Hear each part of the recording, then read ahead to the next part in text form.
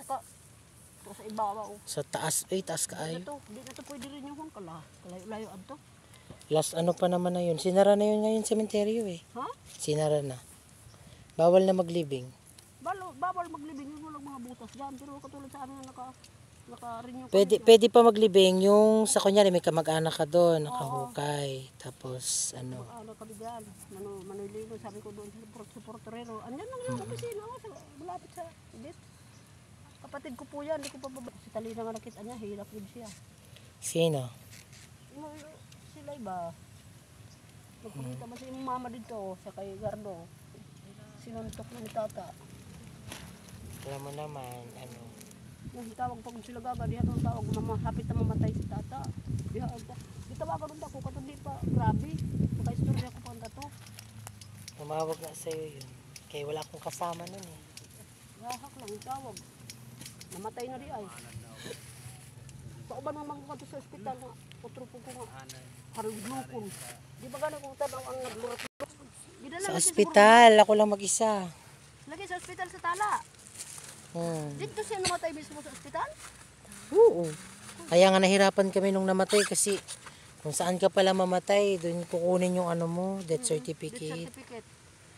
Kunya kay Caloocan man yun. Sa main pa ako nagpunta nun eh. Caloocan ba nakasakop? Sa south pa. Sa pinakabagong city hall ng Caloocan. Caloocan pala nakasakop. Tala.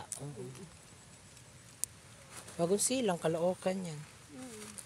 Kung saan ka pala mamatay, doon pala kukunin yung ano mo, death certificate. Kung saan ka dito pwede, dito ka namatay sa Tala, di rin mo kaon sa emergency. Dili, oy, pwede, dito.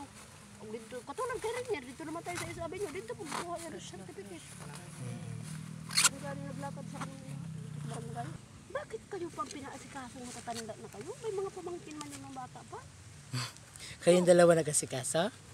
Hindi, ako lang, barangay certification lang. Nadalo na ko ang gusto sa ospital katong dito sa ano kay sa Luciano. Ang akong ipo nagsinakit. Hindi ba di man gani tayo nakakita diri yan eh. Nagkasunod lang sila ni Bibi pagkamatay. Oo nga, asawa ni Atelma. Oo, dalawa sila nagkasunod. Gipitlok siya ni Bibi kasi nga tuman nga bago pa lang namatay si Bibi. Tulog man dito. Grabe mo sa gipitlok yan. Gipitlok yun sa kaluluwa ni Bibi. Oo, kasariwa pa daw si Bibing doon kay Marso. Kuan lang namatay si Bibing. Marso lang daw namatay si Bibing. Pagkahulyo namatay din si Bibing. Napagkalag ni Bibing sa iyang balay. Sabi ni Storm, si Bugan iya kaluluo. Anino Rinier. Suko mga dito si Kuya Bibing. Sa ko wala na ganahin tawag. Kaya ginaman ako nga. Kipad pa. Karon, di ba ganito ka maumugamit ano? Dong, pagkuhan kitsay. Dong. Yeah.